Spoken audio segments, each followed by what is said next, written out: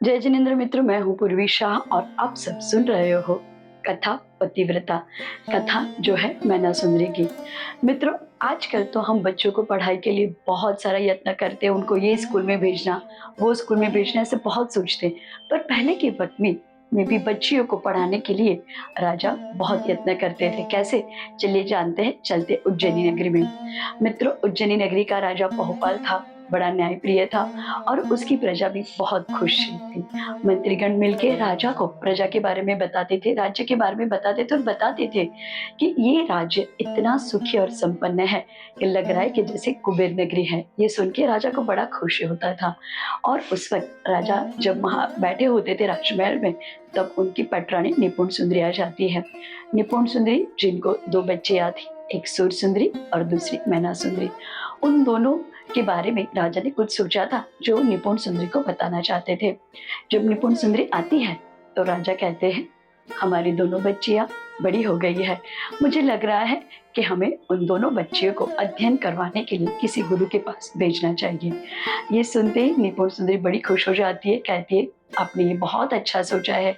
जब ये बच्चियां ऐसे भी बड़ी संस्कारी हैं और जब उनको विद्या मिल जाएगी तो सिर्फ ना हमारे घर को, पर जहाँ पे वो शादी करके जाएगी वो घर को भी बड़ा खुश रखेगी। संस्कार के साथ विद्या होना बच्चियों के लिए बड़ा आवश्यक होता है। तब राजा सोचते हैं कि क्यों ना उन दोनों पुत्रियों को ही बुलाया जाए और उनको पूछा जाए कि उनको कहाँ अध्ययन करना है। सबसे पहले सुरसुंदरी को बुलाया गया। सुरसुंदरी आती है, गुरुदेव के पास उसे पढ़ने जाना है। ये सुनते ही बड़ी खुश हो जाती है। अपने माता पिता के पैर छू के सुरसुंदरी कहती है कि बोलिए, आप मुझे कहाँ पढ़ाना चाहते हो? तो भोपाल राजा ने पूछा, जहाँ तुम्हारा मन हो, बोलो तुम कहाँ पढ़ना चाहती हो? सुरसुंदरी ने कहा, मैं तो शैव गुरु के पास पढ़ना चाहती हूँ। ठीक है।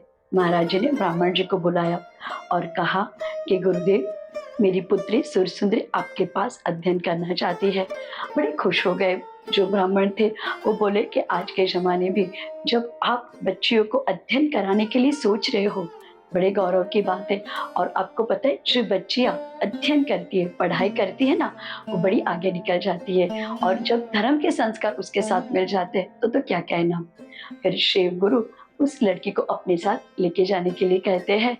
तब गुरुदेव के आशीर्वाद लेके दोनों माता पिता खुशी खुशी सुरसुंदरी को उस ब्राह्मण के पास भेज देते हैं और सोचते हैं कि जब ये लड़की वापस आएगी तो बड़ी संस्कारित और बड़ी विद्या हासिल करके ही आएगी। उसके बाद भोपाल राजा अपनी छोटी पुत्री मैना को बुलाते हैं। मैना सुंदरी आते ही माता पिता के पैर छूती है और फिर पूछती है, आपने क्यों बुलाया मुझे? माता पिता कहते हैं, बेटा, हम चाहते हैं कि तुमने बहुत खेल खेल लिए, अब थोड़ी पढ़ाई भी हो जाए। खुश हो जाती है मैना सुंदरी, कहती है, मैं भी पढ़ना चाहती हूँ। कहाँ पढ़ोगी? माता पिता ने पूछा तो मैना सुंदरी ने कहा, मैं तो जैन मुनिराज के पास शिक्षा लेना चाहती हूँ। अच्छा, बड़ा अच्छा ख्याल है तुम्हारा। निपुण सुंदरी बड़ी खुश हो जाती है और फिर राजा और रानी उस मैना सुंदरी को लेके जैन मंदिर जाते हैं। दोनों निस्सही निस्सही बोल के भगवान के दर्शन करते हुए मंदिर में प्रवेश करते हैं। भगवान की 3 प्रदक्षिणा लगाते हैं और फिर देव दर्शन की विधि संपन्न करने के बाद वहां पे जो गुरुराज विराजमान होते उनके पास चले जाते हैं। तीनों ही महाराज जी को नमस्ते करते हैं और फिर बैठ जाते हैं।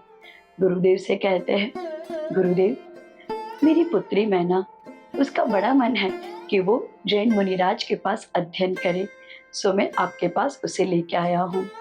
बड़े खुश हो जाते हैं मुनिराज, कहते हैं, आपका ये ख्याल बड़ा उत्तम है। आप अपनी पुत्री को जो जैन धर्म की शिक्षा दिलाने के लिए सोच रहे हो ना, बड़ी अच्छी बात है। आप जरूर जरूर उसे हमारे पास छोड़ जाइए। हमारे पास आरिका माता जी है जो बैठ के अध्ययन करती है, उसके पास मैना भी बैठ के धर्म का ज्ञान ले लेगी। बहुत खुश हो जाते हैं दोनों राजा और रानी और फिर गुरुदेव बताते हैं उस आरिका माता के पास चले जाते हैं। आरिका माता जी बड़े स्नेह से मैना के सर पे हाथ फेरती है और फिर कहती है, पुत्री, तुम हमारे पास अध्ययन करना चाहती हो? मैना हाँ कहती है और उसके माता पिता दोनों कहते हैं कि जब से हमने मैना को पूछा कि तुम कहाँ पढ़ना चाहती हो, तो उसने जैन मुनिराज के पास पढ़ने की इच्छा बताई और जैन मुनिराज ने आपके पास भेज दिया। अच्छा, ठीक है। मैना की बात बहुत खुश हो गए सुन के। और आरिका माता जी ने कहा कि आप उसे हमारे पास छोड़ के जाइए, हम उसे अच्छे से अध्ययन करवाएंगे। और फिर मैना उस माता जी को दर्शन करती है, उनके चरण रज को अपने मस्तक पे लगाती है, तो माता जी भी उसकी पीठ पे हाथ फिराती हैं। ये देख के राजा कहते हैं, रानी चलो, अब हमारी मैना को उसकी धर्म माँ मिल गई है, जो उसे धर्म के संस्कार भी देगी और बहुत सारा प्यार भी देगी। और ऐसा कहते ही राजा रानी दोनों खड़े हो जाते हैं। रानी की आंख में आंसू है, दुख है अपनी पुत्री को छोड़ने का, और खुशी है कि अब वो जैन धर्म का अच्छे से अच्छे संस्कार लेगी।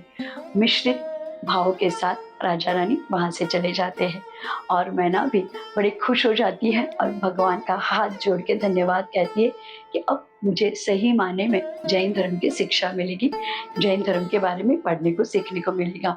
और ऐसे ही शुरू हो जाती है मैना की धर्म यात्रा शुरू, धर्म की पढ़ाई उसकी शुरू हो जाती है। मित्रों, आपने देखा कैसे दोनों बेटियों ने अपना अपना रास्ता चुन लिया और कैसे उन्होंने पढ़ाई करने के लिए जगह भी चुन ली। मित्रों, आप भी अपने बच्चों को पढ़ाने के लिए बहुत सारी जगह ढूंढते और फिर फाइनल करते ना, ठीक उसी तरह राजा ने अपने दोनों बेटियों को पढ़ाई करने के लिए भेज दिया। आगे क्या हुआ जानते हैं अगले एपिसोड में।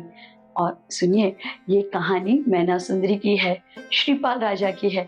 आपको बहुत सारे रोचक प्रसंग सुनने मिलेंगे, तो इसको मिस मत करना। देखते रहिए कथा मैना की पतिव्रता।